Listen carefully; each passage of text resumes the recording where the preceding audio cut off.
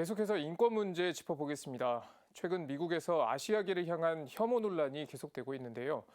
이 유색인종을 폄하하는 언어와 문화에 저항하자는 미국 주교회의 성명도 나왔습니다. 21세기 아시아계를 향한 혐오라고 하지만 가톨릭 신자들이 유심히 생각해봐야 할 지점도 있습니다. 전은지 기자의 보도입니다. 최근 미국 애틀랜타에서 일어난 총격 사건으로 한국계 미국인을 포함해 8명이 사망했습니다. 이 사건이 아시아인 증오 범죄임이 밝혀지면서 시민들은 시위를 열고 아시아인 혐오를 멈춰달라며 규탄하고 있습니다. 미국 주교단도 이 폭력 사건을 즉각 비난하며 성명을 발표했습니다. 애틀랜타 교구의 그레고리 하트 메이어 대주교는 우리는 신앙인으로서 부당한 공격에 맞서 목소리를 높여야 하며 모든 인종차별을 종식시키기 위해 나서야 한다고 전했습니다. 이 사건을 계기로 인종차별과 혐오의 문제에 대한 자성의 목소리가 나오고 있습니다. 혐오와 차별로 인한 폭력은 한국 천주교의 신자들에게는 박해의 역사이기도 합니다. 17세기 무렵 청을 통해 전해진 천주교는 서학이라는 학문으로 수용됐습니다. 그러나 모든 인간이 천주 앞에 평등하다는 사상은 성리학적인 차별과 대립했습니다. 아울러 천주교를 향한 반대의 목소리는 서양의 문물을 배척하는 일이기도 했습니다.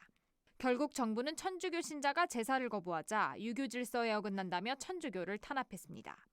서양 오랑캐라고 하는 우리와 얼굴이 다르고 모습이 다르다고 해서 배척하고 하는 그런 문화를 반영하고 있거든요. 그런 면에서는 조선시대는 실제로 서구에 대해서 또 이민족에 대한 거부감이 없지 않아 있었죠.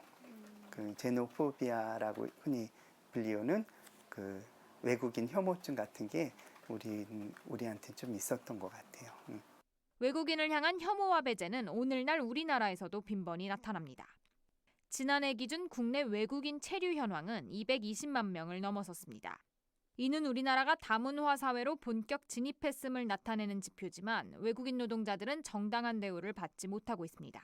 같은 시간, 같은 노동을 하는데 한국 사람들보다 한 30만 원 정도 월급이 작은 거예요.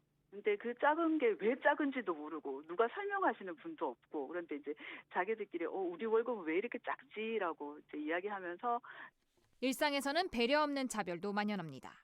최근 서울시를 포함한 일부 지자체는 외국인 고용 사업장에 코로나19 전수검사를 하라는 행정명령을 냈다가 논란이 일자 철회했습니다.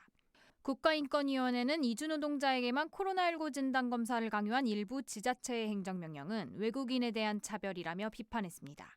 세계적으로 퍼지고 있는 인종차별 논란, 역사와 현실에서 차별이 낳는 폭력을 돌아봐야 할 때입니다. CBBC 전은지입니다.